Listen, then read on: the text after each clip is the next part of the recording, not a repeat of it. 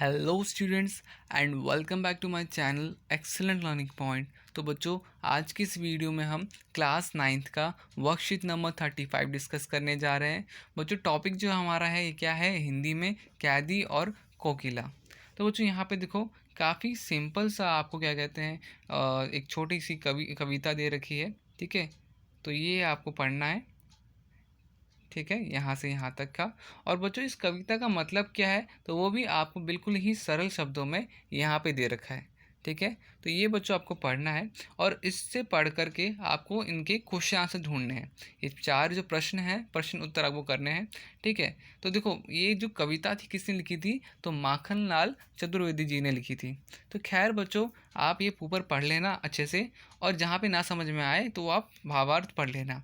ठीक है, मैं आपको क्वेश्चन आंसर करवा देता हूँ ताकि आपको थोड़ी हेल्प मिल जाएगी क्वेश्चन आंसर कैसे सॉल्व हम कर सकते हैं। ठीक है, तो बिना किसी टाइम वेस्ट किए क्वेश्चन आंसर स्टार्ट करते हैं। तो बच्चों, लिखा हुआ है, कविता के आधार पर बताइए कि कवि की सारी कल्पनाएं काली हो गई है, ऐसा क्या हुआ? ऐसा क्यों हुआ?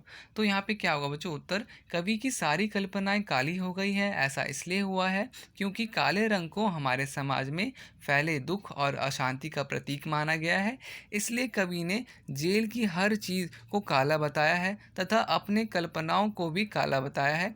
इस रंग के माध्यम से कवि जेल में हो रहे अत्याचारों का दुख दर्शाना चाहता है। ठीक है बच्चों, तो जो जेल था उसने जेल को काला इसलिए कहा था बच्चों। ठीक है, तो ये चीज़ थी बच्चों, सारी कल्पनाएं उसकी काली इसलिए हो गई थी।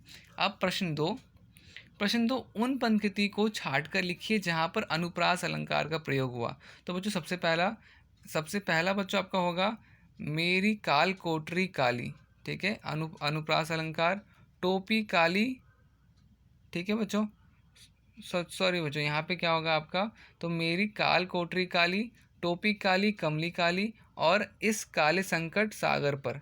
तो बच्चों यहाँ पे ये 3 आपके क्या हैं? अनुप्रास अलंकार हैं। ठीक है, तो नंबर 1 आपका हो जाएगा, यहाँ पे नंबर 2 हो जाएगा, और नंबर 3 हो जाएगा। ठीक है बच्चों, फिर उसके बाद, इन पंक्तियों में काला रंग किसका प्रतीक है? तो बच्चों उत्तर क्या होगा? इन पंक्तियों में काले रंग को हमारे समाज में फैले दुख तथा अशांति का प्रतीक माना गया है।